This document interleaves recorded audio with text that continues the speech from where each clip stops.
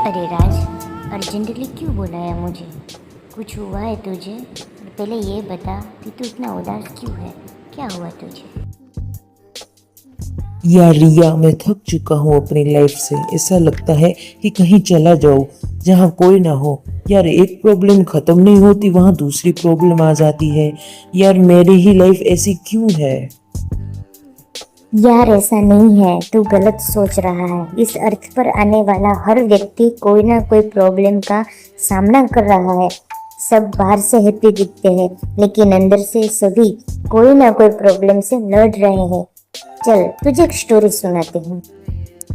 ठीक है, चल सुना स्टोरी। बहुत समय पहले की बात है। एक महाज्ञानी पंडित हिमालय की पहाड़ियों में कहीं रहते थे। लोगों के बीच रहकर वह थक चुके थे और अब ईश्वर भक्ति करते हुए एक सादा जीवन व्यतीत करना चाहते थे।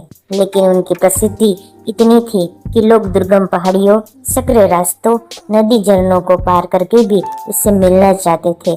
उनका मानना था कि यह विद्वान उनकी हर समस्या का समाधान कर सकता है।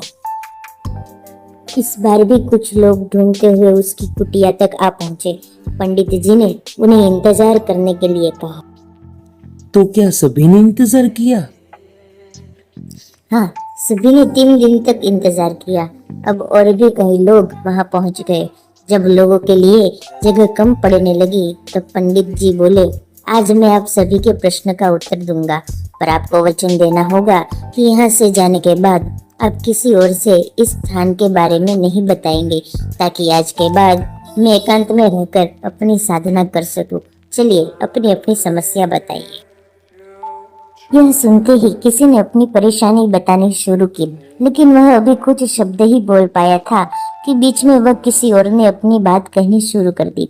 सभी जानते थे कि आज के बाद उन्हें कभी पंडित जी से बात करने का मौका नहीं मिलेगा, इसलिए वे सब जल्दी से जल्दी अपनी बात रखना चाहते थे। कुछ ही देर में वहां का दृश्य मछली बाजार जैसा हो गया और अंततः पंडित जी को चीख कर बोलना पड़ा कि कृपया शांत हो जाइए। पंडित जी ने कहा, अपनी अपनी समस्या एक पर्चे पे लिखकर मुझे दीजिए। सभी ने अपनी अपनी समस्या लिखकर आगे बढ़ा दी। पंडित जी ने सारे पर्चे लिए और उन्हें एक टोकरी में डालकर मिला दिया और बोले, इस टोकरी को एक दूसरे को पास कीजिए। हर व्यक्ति एक पर्ची उठाएगा और उसे पढ़ेगा। उसके बाद उसे निर्णय लेना होगा कि क्या वो अपनी समस्या को इस समस्या से बदलना चाहता है।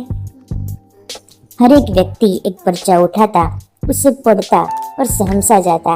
एक एक करके सभी ने पर्चियां देख ली, पर कोई भी अपनी समस्या के बदले किसी और की समस्या लेने को तैयार नहीं हुआ। सबका यही सोचना था कि उनकी अपनी समस्या चाहे कितनी ही बड़ी क्यों ना हो, बाकी लोगों की समस्या जितनी गंभीर नहीं है। 2 घंटों के बाद सभी अपनी अपनी पर्ची हाथ में लिए लौटने लगे। वे खुश थे कि उनकी समस्या उतनी भी बड़ी नहीं है जितना कि वे सोचते हैं। अरे वाह रिया, इस स्टोरी ने तो मेरी सोच ही बदल दी। तो बताओ राज, इस स्टोरी से तुमने क्या सीखा? हम सभी के जीवन में समस्याएं हैं। कोई अपनी हेल्थ से परेशान है तो कोई लैक ऑफ वेल्थ से। हमें इस बात को एक्सेप्ट करना चाहिए कि लाइफ है तो छोटी बड़ी समस्या आती ही रहेगी। ऐसे में दुखी होकर उसी के बारे में सोचने से अच्छा है कि हम अपना ध्यान उसके सॉल्यूशन में लगाए, और अगर कोई सॉल्यूशन ही ना हो तो अन्य चीजों पर फोकस करें। राज, इस दुनिया में लोगों के पास इतनी बड़ी बड़ी प्रॉब्लम्स है कि हमारे तो उनके सामने कुछ भी नहीं। इसीलिए ईश्वर ने जो भी दिया है उसके लिए थैंकफुल रहना चाहिए और एक खुशहाल जीवन जीने का प्रयास करना चाहिए। अरे ये बात तुमने बिल्कुल सही कही। थैंक यू रिया। चलो हम चलते हैं।